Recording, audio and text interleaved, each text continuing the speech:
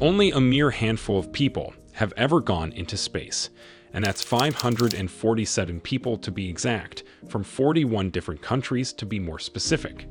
So with so few people in space at a particular time, it's to think you could actually lose someone up there. The year was 1991, and one unfortunate Russian cosmonaut, Sergei Krikalev, was the lead flight engineer aboard the Soyuz TM-12 spacecraft on a mission that was supposed to last a few months, where he carried out a few extravehicular activities commonly known as spacewalks. But little did Sergei know that this little trip was going to last 311 days. A record which aged him a total of 0.02 more than everyone on Earth due to Einstein's time dilation theory. Einstein said that gravity and time are related. He proposed a general theory called the theory of relativity to prove it. The more the gravity, the less time ticks off, or the less time elapses. While the lesser the gravity, the more time elapses. So for our friend Sergei in space, his time was passing faster due to the zero-g force in orbit. But what about how he got stuck up there in the first place, you ask? To answer that question, let's rewind for a little bit. Back to when Sergei was a little boy, he was born in Leningrad, which is now St. Petersburg in the Soviet Union. He loved to swim, ski, cycle, and operate amateur radio, especially from space. In 1975, he received his high school diploma. He graduated from the Leningrad Mechanical Institute, currently known as Baltic State Technical University, with a degree in mechanical engineering in 1981. He joined NPO Energia, the Russian industrial company in charge of manned spaceflight operations, after graduating in 1981. He participated in ground control operations, created space operations techniques, and evaluated equipment for use in space travel. He was a member of the rescue mission team that developed protocols for docking with the unmanned Salyut 7 space station in 1985 and fixed its internal systems.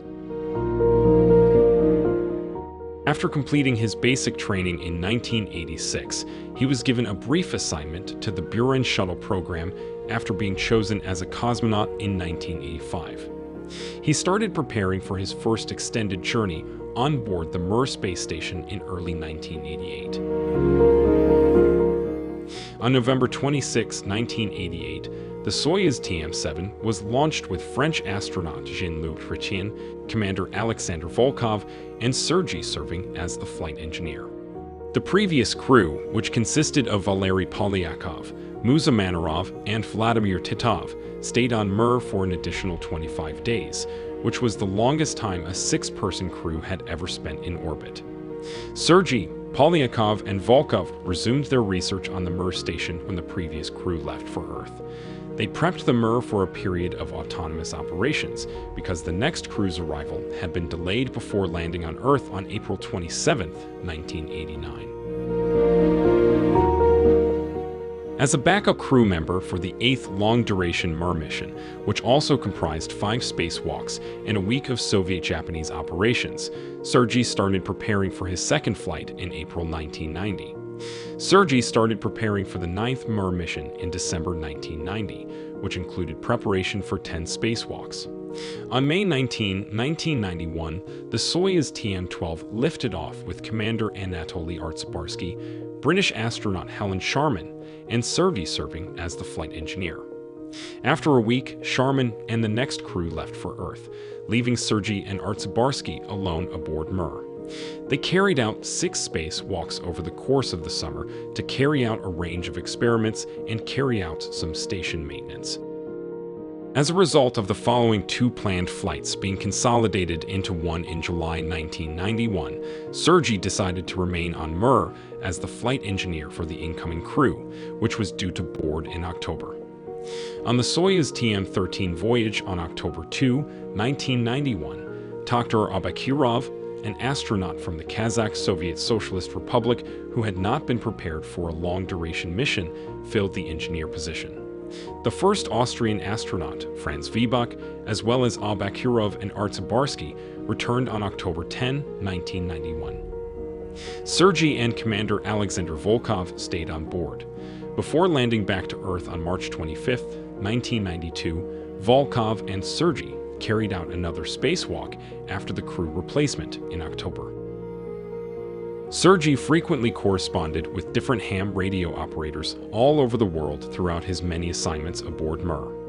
Margaret I. Quinto, an amateur radio operator, and Sergei developed a friendship that lasted for a very long time. He spoke to her once a day for a year at one time during one of his stays in space.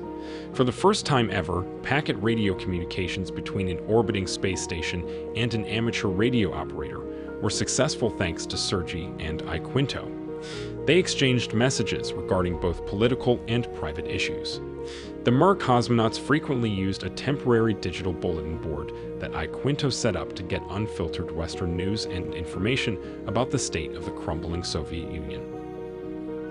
On December 26, 1991, the Soviet Union was destroyed while Sergei was in space.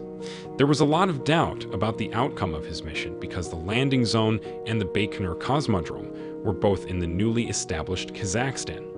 He spent a total of 311 days in space, which was twice as long as he had intended. The moral of the story here is very precise, but let's just say while in space, never offer to stay behind whilst the rest of your crew is leaving, or only God knows when you'll reach Earth again. If you enjoyed this video and would love to continue the beautiful experience that space coverage and interesting space facts have to offer, then please do remember to hit that like button, and also don't forget to hit subscribe so you can become a member of our little community here on Cosmos Prodigy. Thanks for watching, and see you in the next video.